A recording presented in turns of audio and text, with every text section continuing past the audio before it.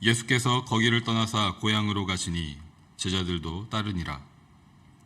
안식일이 되어 회당에서 가르치시니 많은 사람이 듣고 놀라 이르되 이 사람이 어디서 이런 것을 얻었느냐? 이 사람이 받은 지혜와 그 손으로 이루어지는 이런 권능이 어찌 됨이냐? 이 사람이 마리아의 아들 목수가 아니냐? 야고보와 요셉과 유다와 시몬의 형제가 아니냐? 그 누이들이 우리와 함께 여기 있지 아니하냐 하고 예수를 배척한지라. 예수께서 그들에게 이르시되 선지자가 자기 고향과 자기 친척과 자기 집 외에서는 존경을 받지 못함이 없느니라 하시며 거기서는 아무 권능도 행하실 수 없어 다만 소수의 병자에게 안수하여 고치실 뿐이었고 그들이 믿지 않음을 이상히 여기셨더라. 이에 모든 촌에 두루 다니시며 가르치시더라. 12제자를 부르사 둘씩 보내시며 더러운 귀신을 제어하는 권능을 주시고 명하시되 여행을 위하여 지팡이 외에는 양식이나 배낭이나 전대의 돈이나 아무것도 가지지 말며 신만 신고 2벌 옷도 입지 말라 하시고 또 이르시되 어디서든지 누구의 집에 들어가거든 그곳을 떠나기까지 거기 유하라.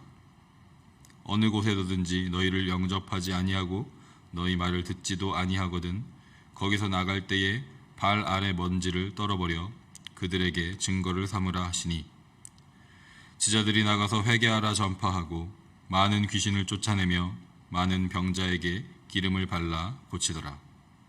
아멘. 예수님의 12제자를 우리는 12사도라고도 부릅니다.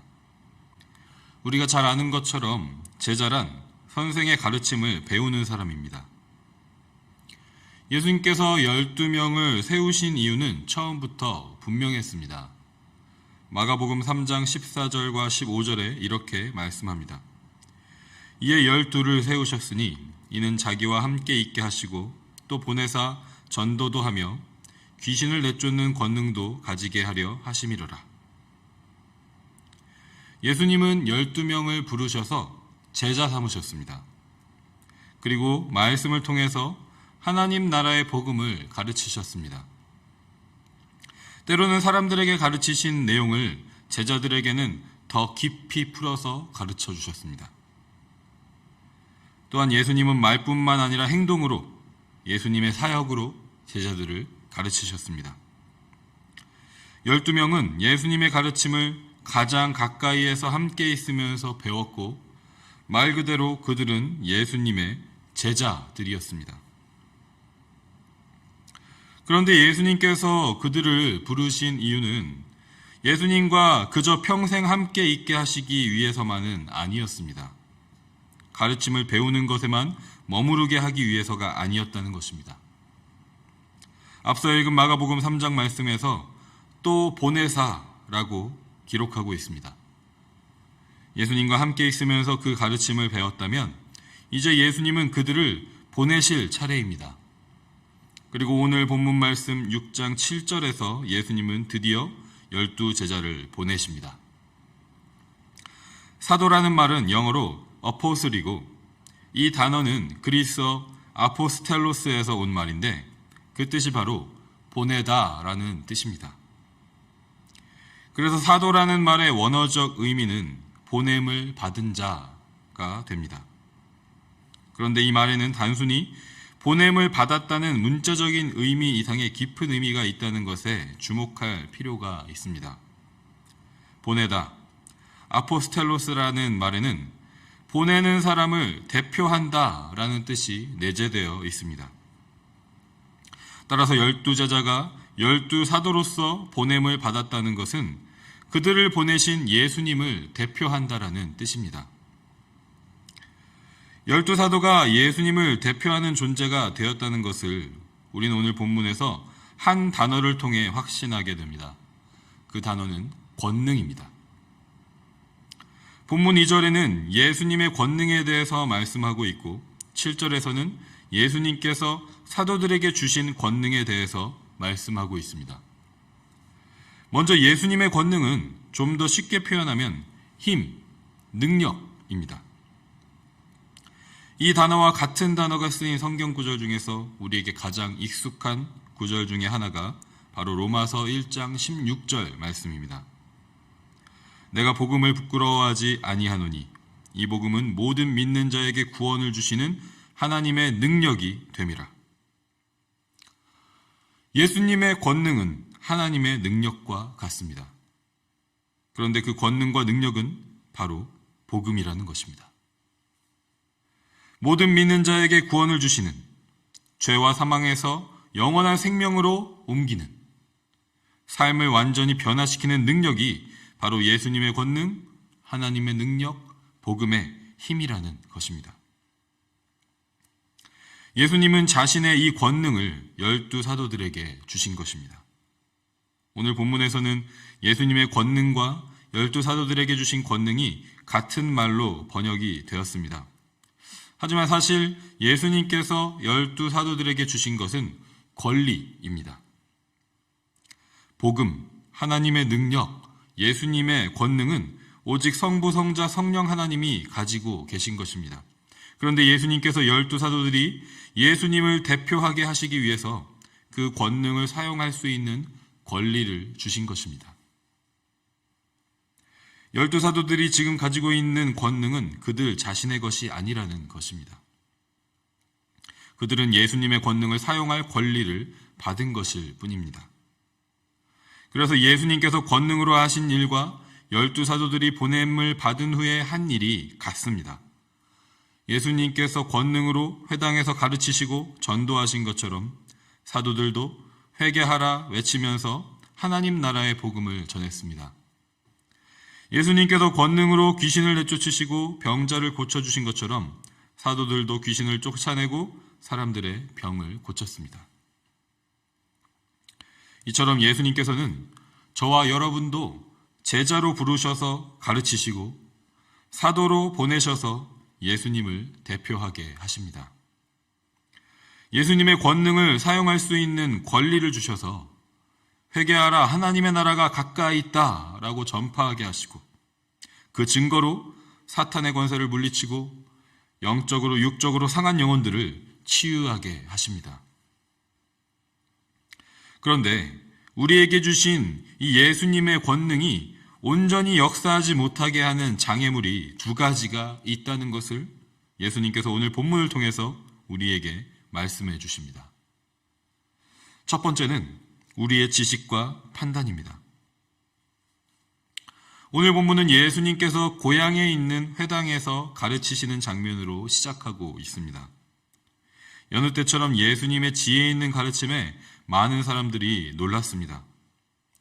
그런데 결과적으로 그들은 예수님을 배척하고 영접하지 않았습니다. 그들은 예수님의 고향 사람들로서 예수님께서 30세에 공생애를 시작하시기 전에 예수님의 모습이 어떠했는지를 알고 있었습니다. 그들의 말대로 예수님은 그들의 이웃인 마리아의 아들이었고 직업은 목수였습니다. 예수님의 형제와 자매들이 누구인지 30년 동안 나사렛에서 예수님이 어떻게 지내셨는지 그들은 잘 알고 있었습니다.